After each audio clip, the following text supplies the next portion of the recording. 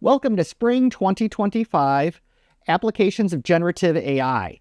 In this course at Washington University, we're going to focus primarily upon large language models. We're going to make use of the OpenAI through the API.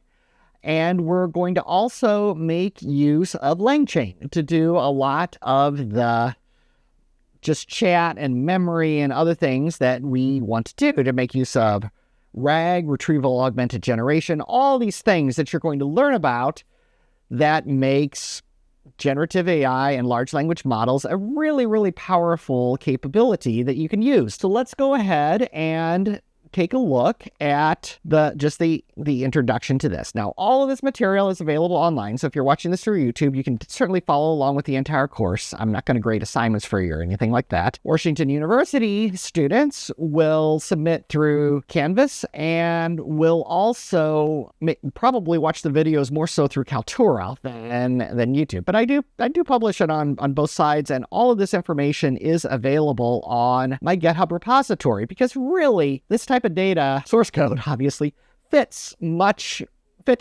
better into this. Now you can see the meeting location. Here we'll go through a lot more of the logistics of how to submit the assignments and this kind of thing as we get into the semester and into that very first class meeting at WashU. So just to introduce myself, I've taught this class. I've taught various classes at WashU for about 8 years now. I am a vice president of data science at a large insurance company called Reinsurance Group of America. Do a lot with just bringing artificial intelligence into the company for a variety of applications. The course you can see here, and we get into, this is constantly evolving. LangChain makes so many changes. I get to rewrite parts of this course. There's only one semester before this, but they're always causing me to rewrite one of my modules or another. Let's go through the syllabus. This is it. And there's the more formal syllabus. I have a link to it in Canvas. Also here on GitHub if you want to see the formal Washington University syllabus. The first module, we go through generative AI.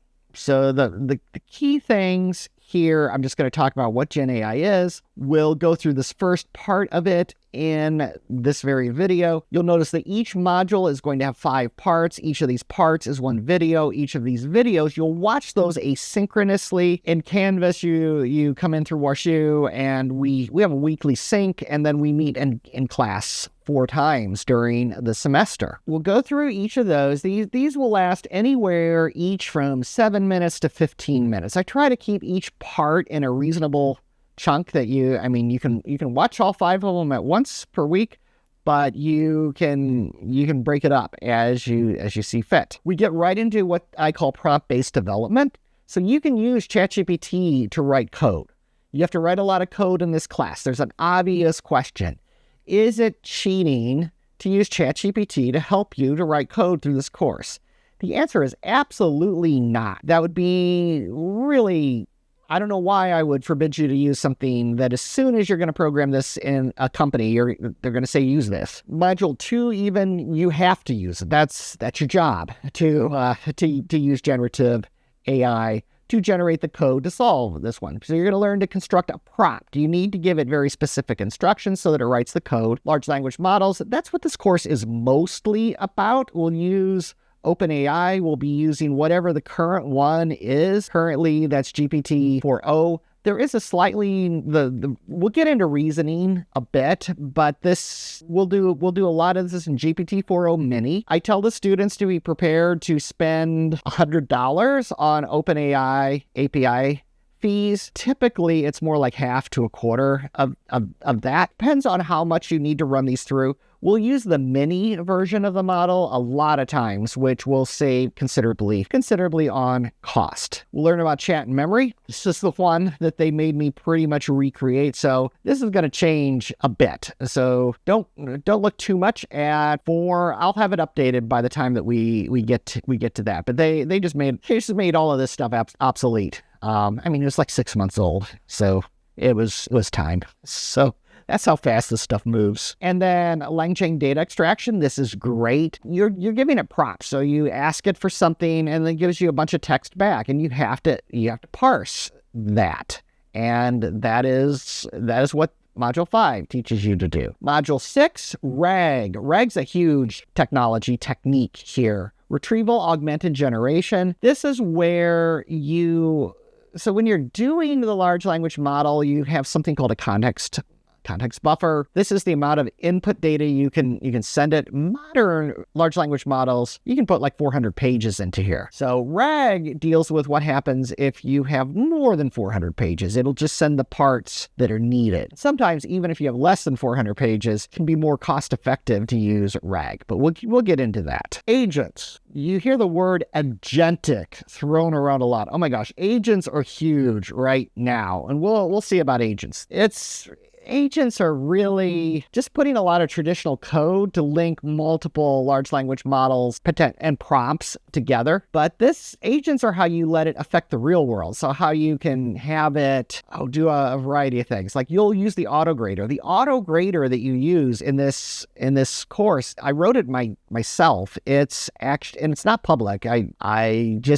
I wrote it as my own helper. It's an agent, basically, and it makes use of Claude 3.5 multimodal. We'll get into a Kaggle assignment. You'll share a data set, most likely, between the other course. So I also have a course on deep learning with PyTorch.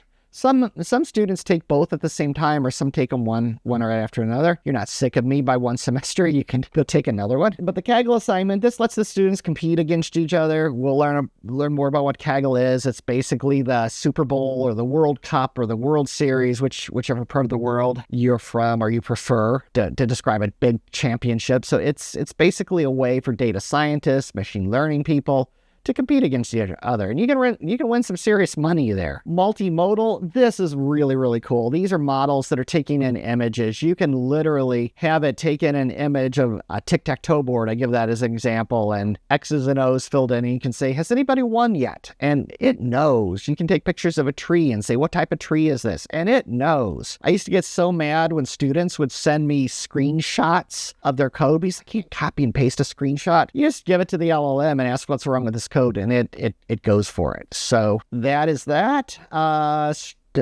Introduction to Streamlit. Streamlit is a way to put kind of a graphical web interface over top of something, and we do that. Fine-tuning is a way that you can actually modify the weights of the neural network that makes up your large language model, and you use what's called a foundation model, which is one of the big models that the tech companies, the FANG companies, Magnificent Seven companies have given you.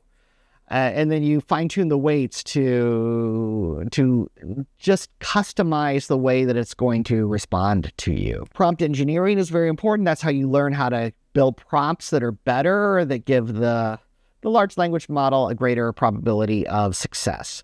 We'll see speech processing, where you can actually talk back and forth. We create a very simple, Iron Man's a Jarvis. I mean, most tech people, they watched Iron Man 1 and they just dream of creating Jarvis. And then finally we'll get into, last week, the top teams will do Kaggle presentations. We'll talk more about that as we get through. So let's look at Module 1. All of these modules, you'll see this badge here, and I suggest you run it because Google Colab does a better job of displaying and rendering these notebooks than GitHub does. And you'll see the parts, you can click on the videos, and this is basically code. So you can put your own code in and modify it. Just say, hello world there. And then you run this first part. It warns you, the Google, I created it, so I trust myself, usually. And you can see that it will run the code that I gave you, and you can modify it. And I suggest you modify it. Now, I am using Colab Pro. You do not need Colab Pro, especially for this course. Most of what you're going to do is not going to run on your local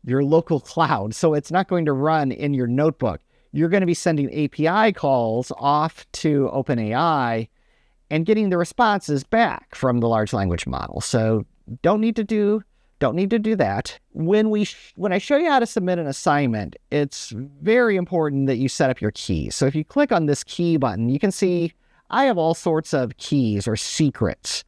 You'll want the key for this course. I will email all the students your keys. So you should you should get a key from me the first week of class. But I suggest store it in here, and then you'll also have your OpenAI API key. I show you in a video how to set that API up and get that API key. So set up your secrets. The video for Introduction to OpenAI, that shows you how to do that. Generative AI is basically AI that generates. So it generates images. It can generate video. You can see some of these examples of images that I've created and video that I've created using this. It's really, really amazing technology. It can also take input as text, so text-to-text models, and it'll answer your questions. It's like this whole virtual assistant. It does lack reasoning capabilities, at least at this point. We'll get into some reasoning, certainly, for sure, as we get deeper into this course. So go ahead, subscribe to the channel so that you don't miss. So go ahead, subscribe to the channel so that you don't miss anything as I take you through this course. Check out the PyTorch class if that is something that you're interested in, and let me know in the comments what you're thinking of using this technology for. Thank you for watching, and if this was useful, please give me a like and subscribe.